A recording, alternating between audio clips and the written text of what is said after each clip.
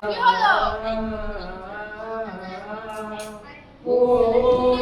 এর বেশি শোনালে আমার ভিডিওতে কপিরাইট চলে আসবে। তো হাই, আমি Preeti and welcome back to my channel. আর আমি যার পাশে বসবো তাকে ঠিক এইভাবে জ্বালাবো না, এটা কি হতে পারে? যাই হোক, আমি জ্বালাচ্ছিলাম, আর বেচারি চুপচাপ ফোনই দেখছিল আমার জ্বালাতন সহ্য করে।